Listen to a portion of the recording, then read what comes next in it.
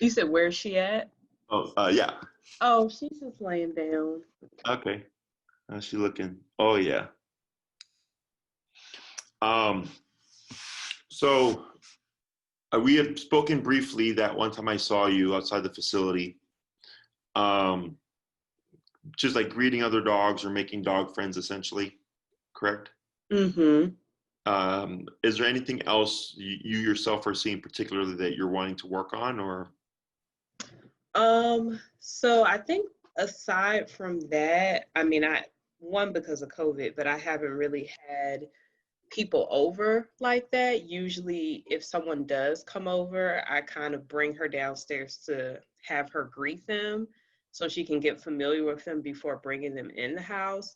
I would like to get to a point where someone could knock on the door and she doesn't go berserk, so that's pretty much the only other thing. I'm not as worried about that, but that is something else that I want to work Be on addressed, with correct? her. Yeah. Okay, and that's pretty standard stuff, So that one I'm not worried about. Um, Anything else you're trying to achieve with her, obedience or behavior wise?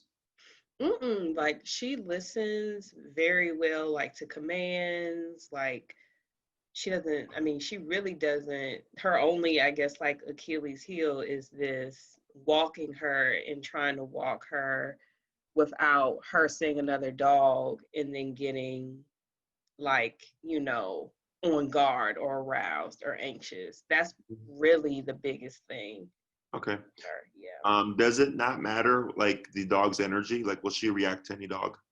Any dog. Yep. So a dog can be pretty peaceful walking by and then she sees it and she starts to um I guess it's like a pant a little bit where it's like and then her hair stands up on the back Mhm. of her head and that's how she is. Sometimes I can still walk by another dog. I have to of course hold her, very tight, but like that's pretty much her natural response to when she sees any dog, and the dog can like be minding his business, like doesn't even care about her, but Mm. for whatever reason that's her response every time she sees a dog. Sure. How long have you had her for? I've had her since March. Okay. And how old is she now? She's 7. Okay. All right. Do we know any of her background at all? So what I know about her background, her previous owner, according to my friend, um, that she was isolated a lot. So I think according to her, she was in a garage most of the time. She Uh, wasn't really, you know, Exposed. yeah, she wasn't really socialized well with like other dogs and other people. And then also when I met the owner, like right before I got her, it was almost like he encouraged her to, like, he didn't stop her from acting that way when she saw Sure. another dog. It was almost like, look at her hair stand up, and like it wasn't like, that's the issue. It was kind of, it could have possibly been encouraged. um and yeah, and all I know, also it seemed like she wasn't, maybe really wasn't that taken care of. So like when I got her, um he had no veterinary records on her. Oh, Like wow. I had to go and like get everything. So I suspect that she wasn't really, you know For taken sure. care of the best. Yeah. Gotcha. Okay. Um, so like you said, for you, it's an issue with the hackles and the reactivity and stuff, and then for them, it's like they promote it, which I know the mindset you're talking about because they view the dog more so as like as a protector, Mm-hmm. as opposed to like a companion. Um, so good thing is she has you now, okay, and you're taking care of her. So don't.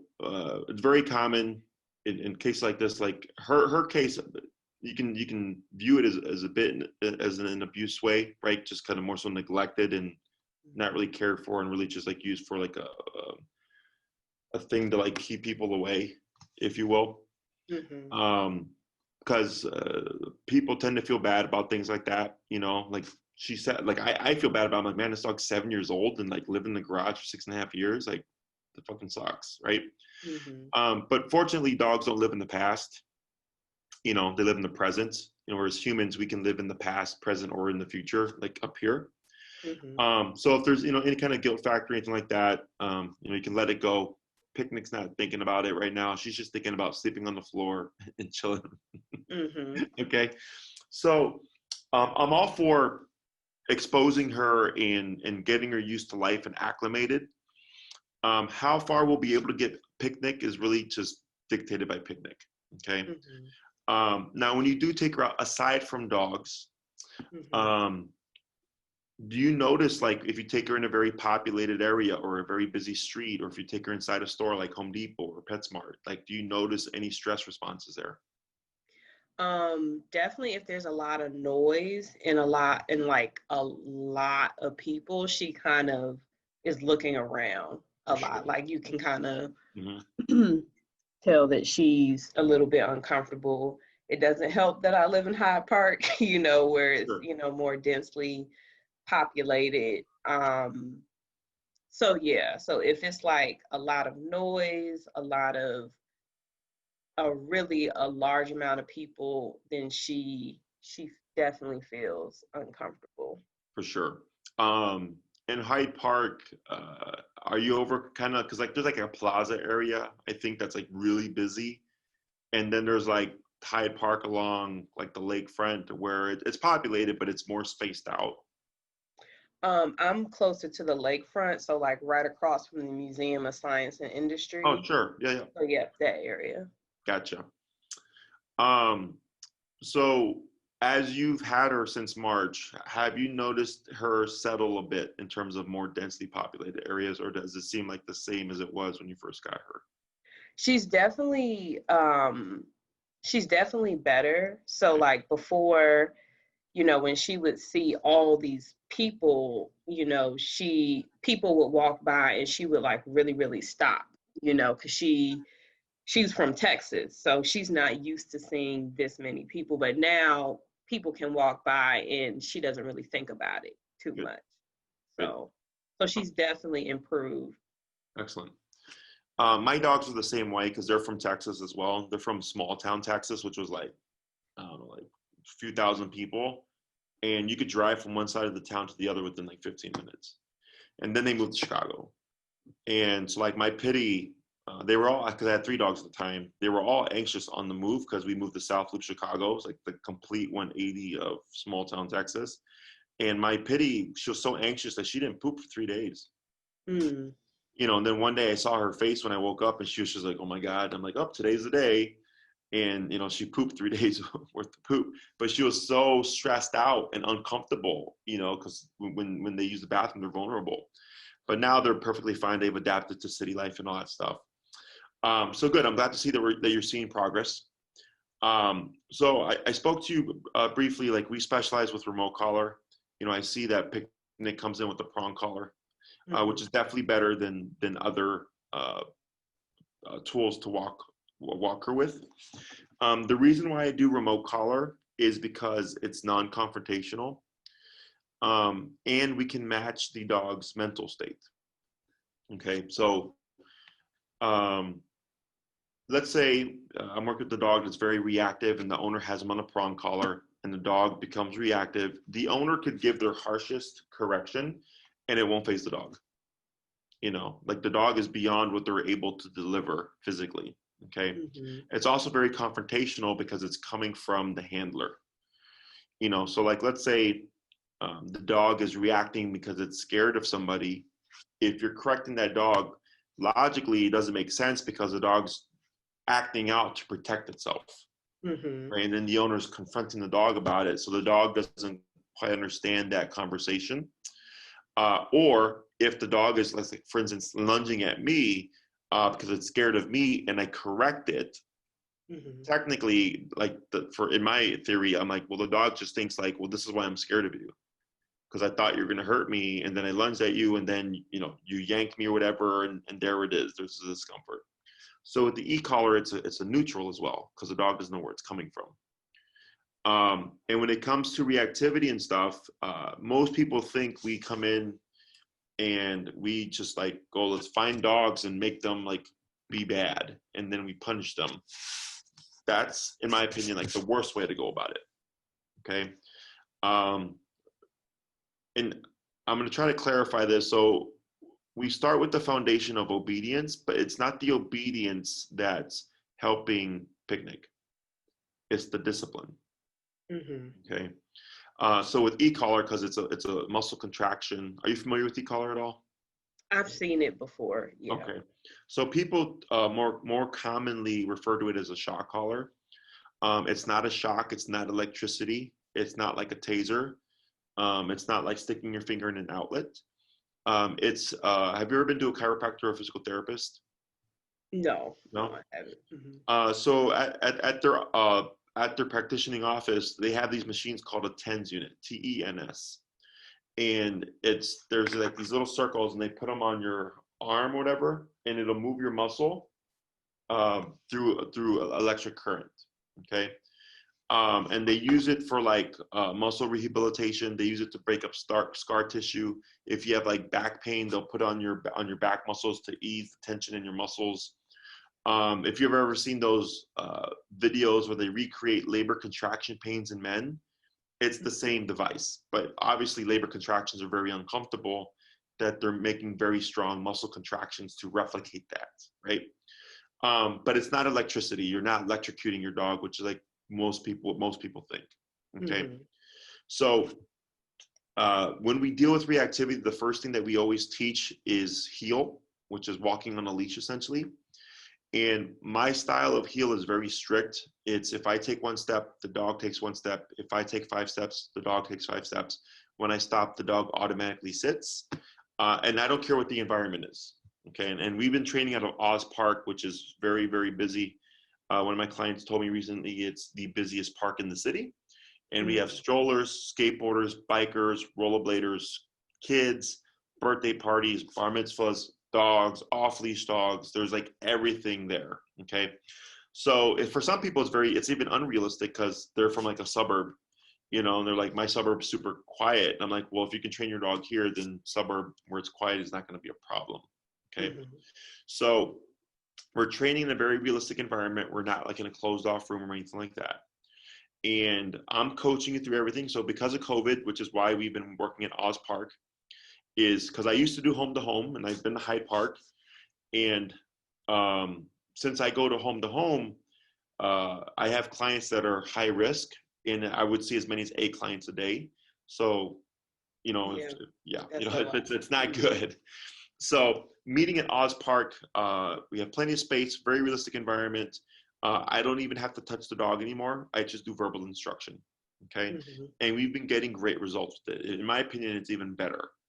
Because prior, I would work with Picnic first, and then I would give Picnic to you and say, this is what you're going to do, and I would coach you through it. So you kind of see it first to give you a visual, and then you would do the exercise. Now, I don't touch the dog. I just coach people from the get-go. This is how we're going to approach it. And by the end of every class, we're getting the results. Okay. So it's very effective, and it's very easy, and e-collar allows me to do this. I would not be able to get the same results with any other method or tool. Okay. The other great thing about e-collar is you get off-leash control. So like, let's say you want to like trust Picnic off leash to run around and stuff and like play ball or whatever, just to stretch her legs. You have a means of control in case something happens. Maybe somebody sets off a firework and they spook Picnic. You have a means of making her return. Okay. So in Picnic's case, the way I would approach this is we would start with the heel command that teaches the foundation of discipline, that teaches you how to use the e-collar, teaches Picnic how the e-collar works, because she's not meant to have her muscles twitch. Okay, this is a human device created to train dogs. So it teaches her that it's more so a line of communication. We can absolutely use it to correct things, but I want the dog to perceive it as a communicator. Okay. the heel typically is 2 classes. So we would teach the foundation of it. Then I would say, here's your homework. And I'll say, let me know how the reactivity goes and how she responds to seeing dogs. And then you'd come back week 2 and you might tell me, you know what, Jesse, she's still huffing and puffing. And I go, no big deal. Here's the second part of heel. And this is what we're going to do to address the huffing and puffing. Mm-hmm. And you come back week 3, how'd it go? Oh, Jesse, like, 70% better. Okay, what are you struggling with that last 30%? Oh, when dogs lunge at her. I go, okay, that makes sense. This is what we're going to do to address that. And now we're going to work on the next, like, logical thing, obedience wise. And we just kind of keep building on what we've learned previously. Okay. The inside the home thing is a separate thing. Okay, which I'll touch on. But really what dictates how we progress is Picnic and how much you're able to work with her. With my style of training, you just train as you go about your life with Picnic, and so like anytime you take her out for a walk, you'd be applying the methods and you'd be technically training. But then once she's trained, you would just apply it. Like you wouldn't have to be doing all the exercises anymore. You've already done that stuff. She already knows the concept. Okay. Now, what we may see in the beginning is more anxiety and stress. Okay. Because anxiety is a stress response. So anxiety, fear, nervousness, and aggression are technically fear responses. Stress responses. So it's not uncommon because I can already tell Picnic is an anxious dog. When she's here at the facility, we can see it. She's under stress. It's normal. We just keep working with her to make her more comfortable, right? Kind of like with your setting when you said in the beginning, it was kind of a lot, but now she's kind of adapted and like, okay, like this is the norm. I don't have to be so stressed out. It's very much the same with e-collar. People, they'll say like, oh, are you making the dog more anxious or are you making them more scared or whatever? I'm like, no, your dog was already an anxious dog. But now that we're applying a stressor, which is the e-collar, it would make sense that your dog's going to look more anxious because there's a stressor involved now. But with e-collar, and I have a handful of dogs that are anxious or anxiety cases. And one of them was super anxious in the beginning and now is like super chill. Okay. I have another one who was super anxious, but very reactive. And they live in the South Loop, which is just north of Hyde Park. And the dog is still super anxious, but much more toned down and is able to like let things happen. Because before he was whining, crying, lunging, pulling, barking at everything because it was overload. But now he can sit still. He's still anxious. You can still hear him panting and stuff, but he's dialed back. Okay. So every case is different. It's unrealistic to say that we turn every dog, 100% around and stuff. There's always some kind of progress. It's just not all of them make the 180 and become, super passive like we would like. Is as you expose her to the e-collar, it builds confidence because it's a stressor, but it's a stressor that she learns that she can control. And it toughens her up. So dogs are physical animals. They bite each other. And like the mom, like when they're puppies and stuff, will like mess with them and poke at them and prod at them. And they'll yip and cry and stuff. And they do that to toughen them up. But when humans get puppies, they tend to avoid that stuff because they think the puppy doesn't know any better. And it's not about knowing any better. It's just, that's how they learn. It's just through physicality. In Picnic's case, isolated and stuff like that, she never got that kind of exposure that we know of, right? So when you start to add physicality, when people get these kinds of cases, they tend to stay away from it because they're like, I don't want to make this worse, which I completely understand. And I've dealt with some very scared dogs, very fearful dogs. But that's why this approach is so effective because it's non-confrontational.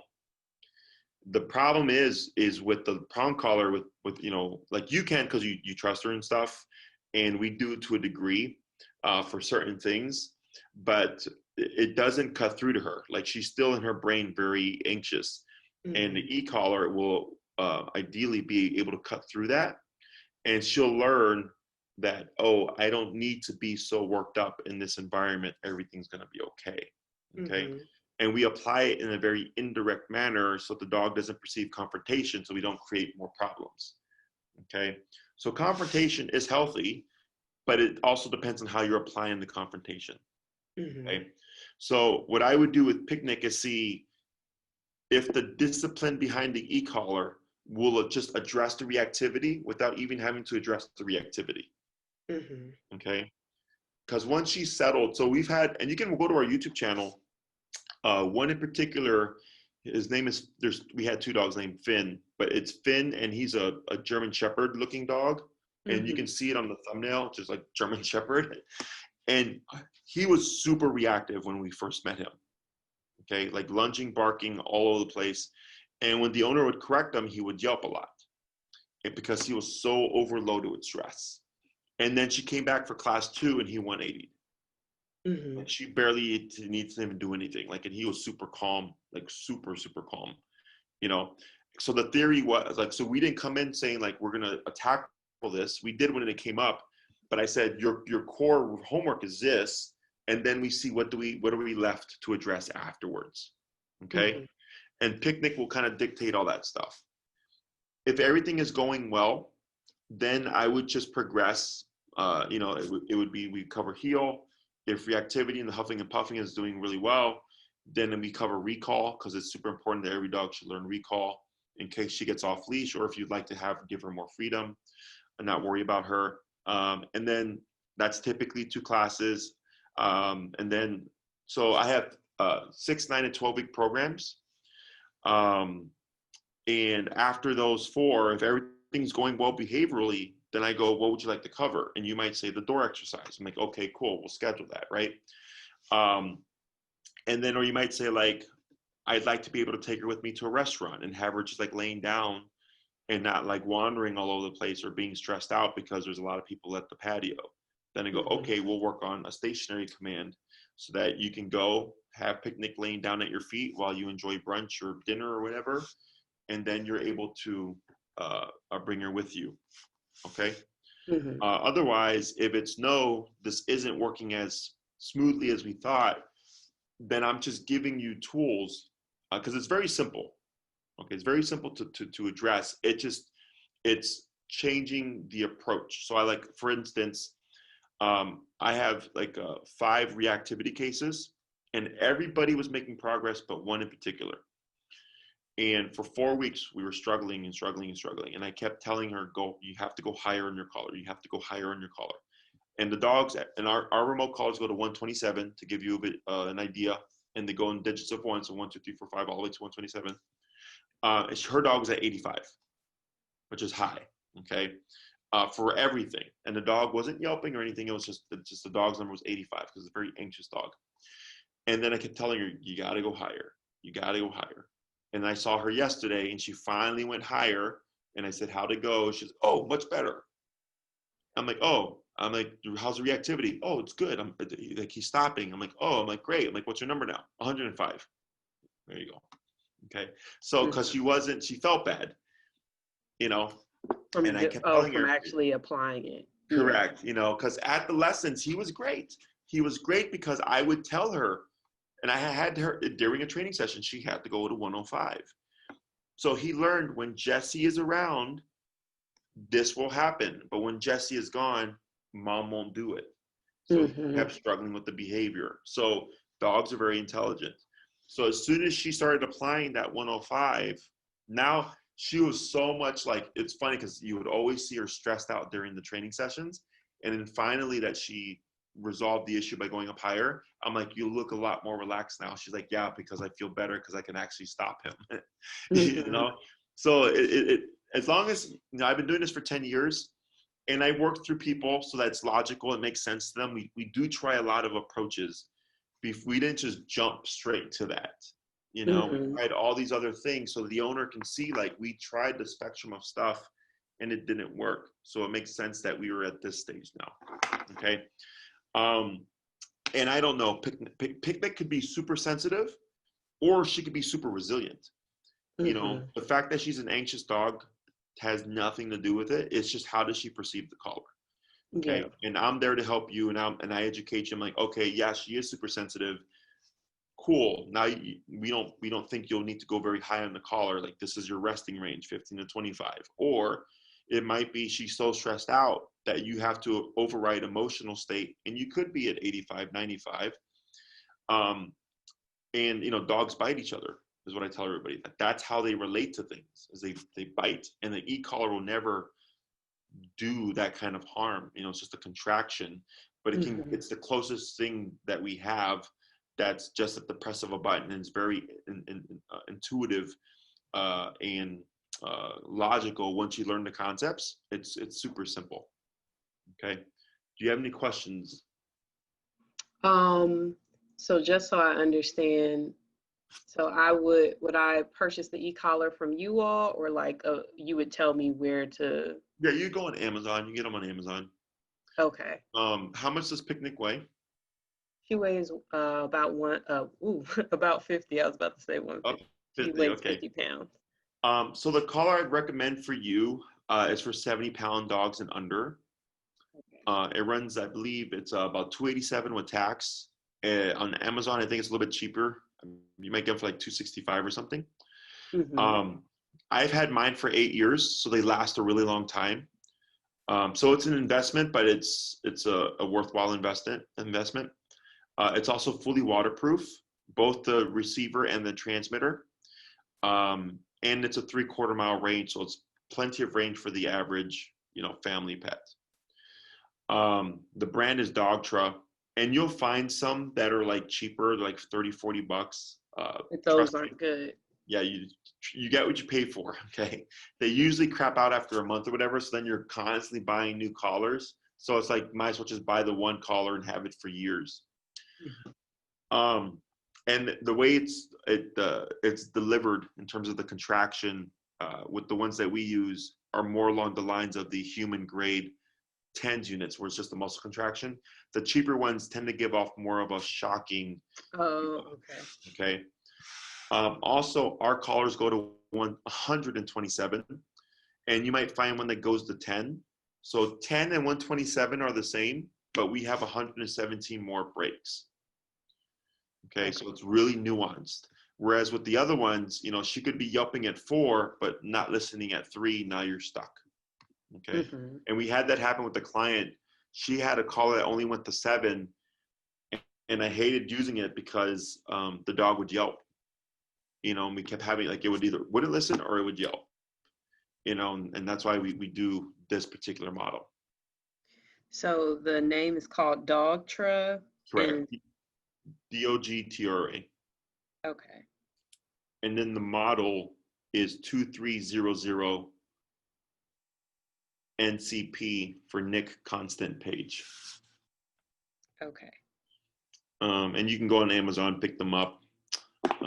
They come with a year-long warranty. I believe on Amazon you can get like an extended 3-year warranty. It's really personal preference. The most common thing that I see is that the battery dies out because it's a rechargeable lithium battery, which you go online and you get them for like $15-$20, and you replace it and they'll last you for years. Yeah. Other questions? So with training, are those sessions like paid for individually for each training session? Like, we do bundles. Okay. If you do individual, it's more expensive. So the 6-week program currently, because I'm going to raise my prices after this weekend, is $825. Okay. $825.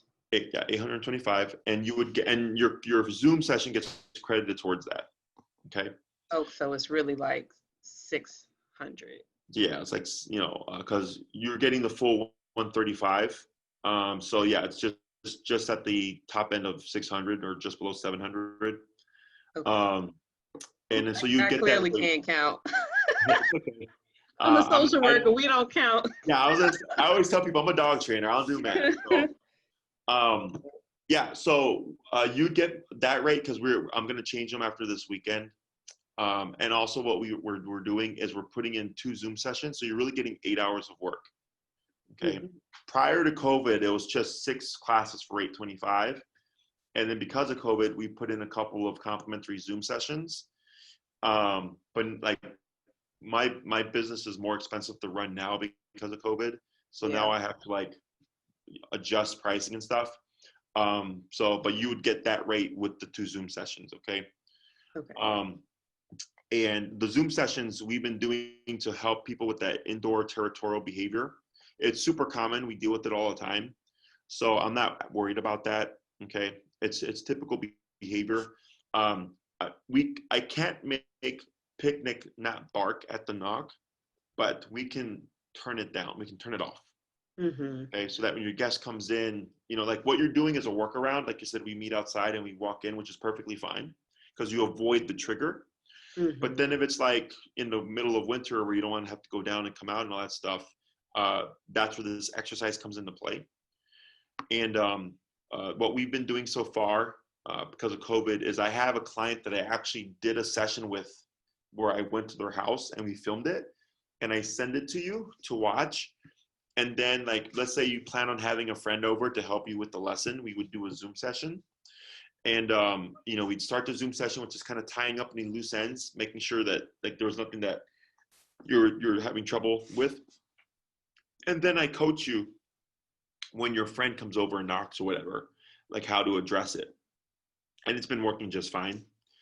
The only time I'd have like an issue with it is like if it was like a legitimately aggressive, human aggressive dog coming into a home, that would have to be like in person.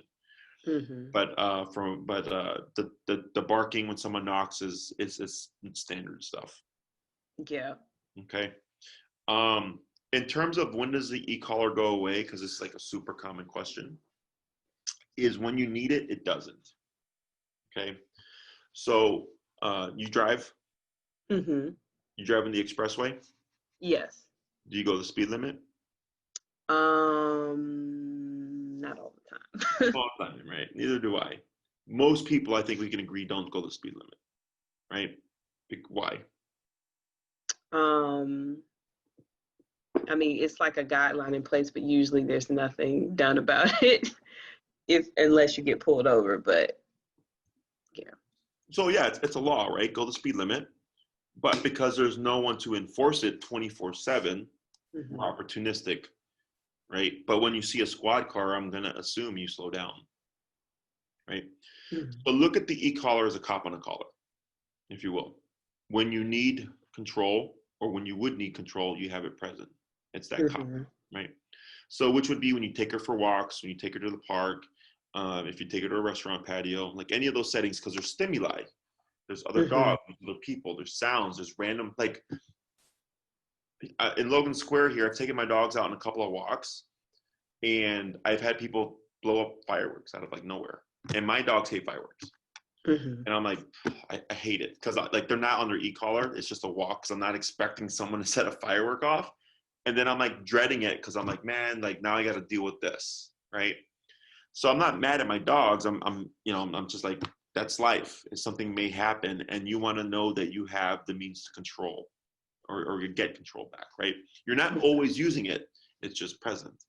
Right. Let's say when someone comes over, you would have, let's say they're going to come over at 6 o'clock. At 5:30, I'd call her up Picnic. Your friend comes over, she barks, you address it, she calms down. 15 minutes later, you remove it. She's a great dog. You just need it for that one stimulus of the knock. Right? Because Picnic will never learn that the knock is someone you know. Yeah. Okay. Yeah. At 6 o'clock, so-and-so is coming over, Amazon is coming over, it's UPS, it's USPS, right? Picnic will never know that. So that's why it's always something you'd have to address. It's nothing bad, good or bad. If any, it's good in the sense of security, right? So like, let's say someone knocks on your door and you weren't expecting a guest and you go to check on who it is and you go, I don't know who this is. I like the security of having Picnic barking when you open that door and you open it, you're like, hello, who are you? And you're like, oh, hi, I'm maintenance with the building, blah, blah, blah, blah. And you're like, oh, okay, give me a second. Then you'd close it and then you'd back away Picnic. So you keep that security, you just now have a means of controlling it. Okay. Questions about any of this stuff? No, not really. I mean, it's pretty straightforward. Yeah, and I think she'll adjust. Like I have faith in her. And sometimes when I'm worried about things with her, she does fine, so Yeah. It's yeah. usually, because again, you can see the future, Mhm. right? So like you're kind of jumping ahead there. Um, and as you achieve successes, you're going to become much more more relaxed and confident because you're going to have a means of effective control. Mhm. Okay. And I trained for the real world. Um, right off the bat, I'm like, this is what life could be, right? And for some of my clients, it's super like they're like, right. But then when they at the end of the session, like, man, that was like so effective. I'm like, yeah, Mhm. now going home and applying it should not be a problem. Okay. If you want to get more of a feel of how it works, I highly suggest you just go to our YouTube channel. You can go from our website and click on a video, it'll take you right to our channel. Lesson ones are always great to watch because nobody knows anything. The Mhm. owners, they don't know anything. The dog doesn't know anything, so you're seeing it from scratch. Um, Astro is the dog, the pity that I said he's made great progress, but he's still just an anxious dog. Um, Kirby is another anxious dog. She's the one that I said is now super chill. Mhm. Um, Ollie is the one that the owner had issues kind of bumping it up, adjusting the number and stuff. And those are all anxious dog cases. Okay. And then, kind of give you an idea of how it works. And then once you're confirmed, I'd follow up with you with an email and I'll send you some videos to watch to prep you for the training session on how to fit the collar, how to put it on, how it turns on and off, and all that stuff. So that when you come to the training session, we can just jump right into it. Mhm. Okay. Any questions or concerns?